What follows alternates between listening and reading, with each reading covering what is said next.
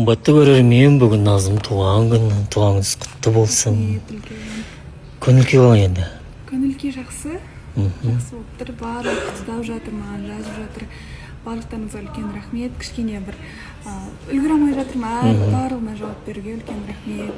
Маған не тілесеңіздер, өздеріңізге сол қайтсын. Рахмет үлкен. Сіз фильмге түссеңіз қандай жанр таңдар едіңіз? Мен драма таңдайтын. Неге? Мелодрама. Маған ұнайды сондай өзіме. Табиғатыңызға жақын ба? Иә, романтиканы жақсы көремін. Қандай кейіпкер болар едіңіз? Главная героиня деп па. Андай болады бір шетелде бір күшті жер жұмыс істеп, карьерамен жұмыс істеп жүреді и прям сол кезде жігіт келіп қалады.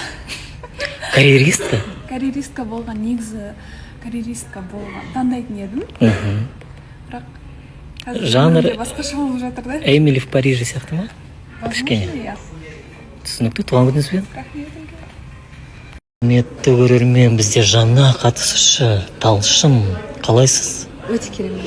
Енді өзіңіз жайлы айтып кетіңіз.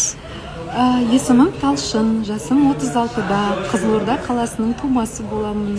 Алматы қаласында тұрып жатқаныма 20 жылдан астам уақыт өтті. Әке-шешемізбен бірге көшіп келгенмін.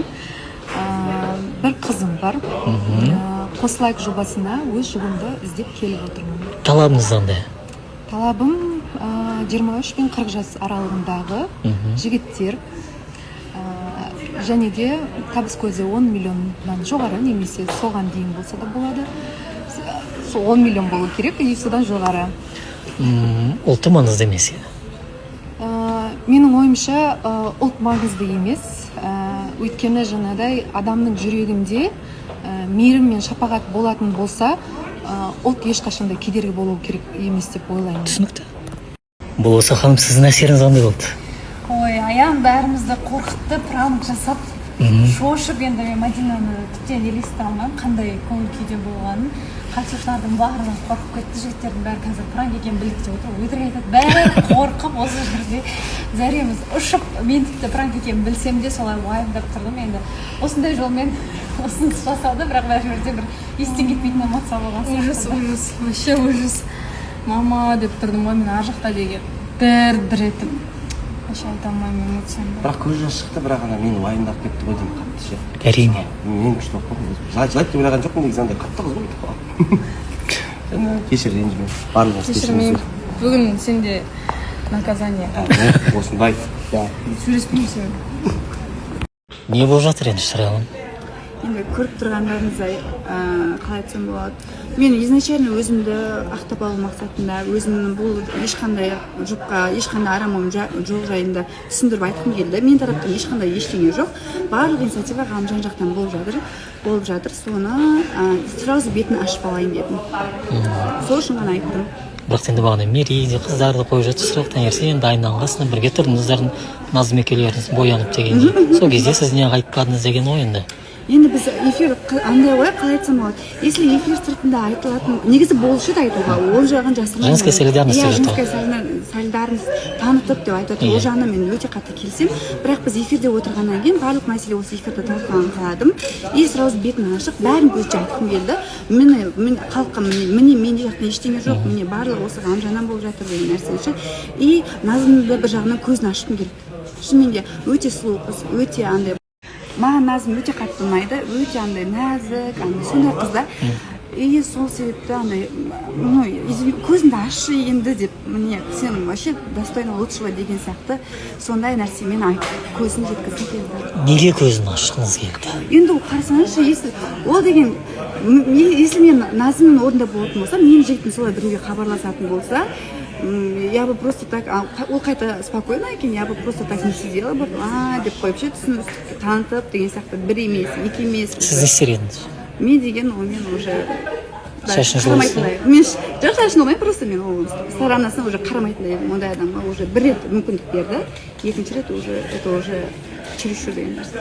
Түсінікті. Не ойлап отырсыз, шырағым, ғалымжан, Назым, не болып кетті?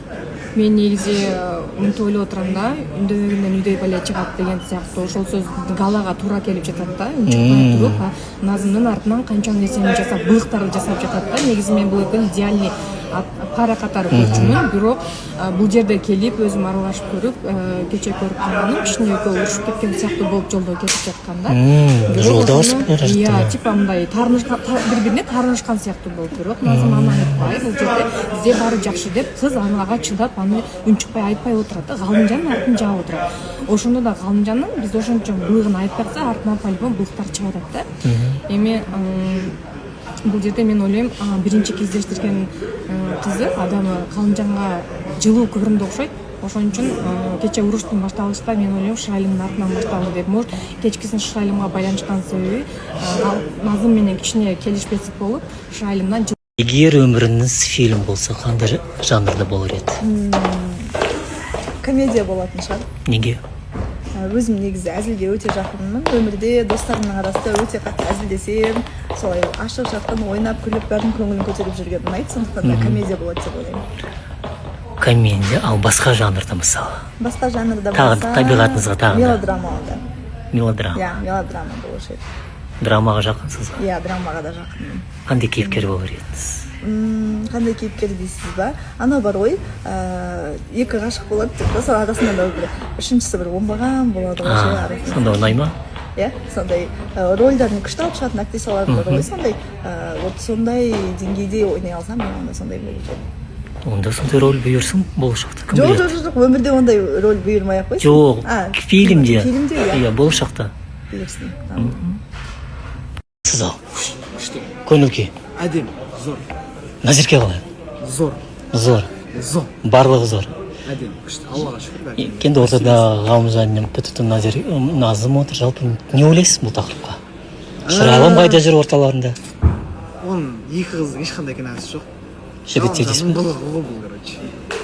Неге? Ғалымжанның былық енді мысалға бұл жерде өзіңізге жігітсіз ғой. Кез келген жігіт айта алады. Ешқандай себепсіз түннің Түнгі сағат. звондамайды. Және де 6-7 рет. 6-7 рет па?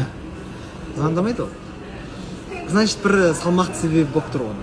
Бірақ енді өзі айтты ғой жаңа, қош келдің деп айтқым келді деп. Қош келдің деп осы жерде айтса да болады. Және де егер де барлық қызға қош келдің деп жүрсе, түсінеміз. Именно Шырайлымға қош келдің деген енді бұл күмәнді өте. Күмән? Өте күмәнді. Бұрынғы ұмытылмаған нәрсе. Ескі жараның биттен алыватқан. Егер уақытты тоқтаталсаңыз, не істер едіңіз? Уақытты тоқтатып па?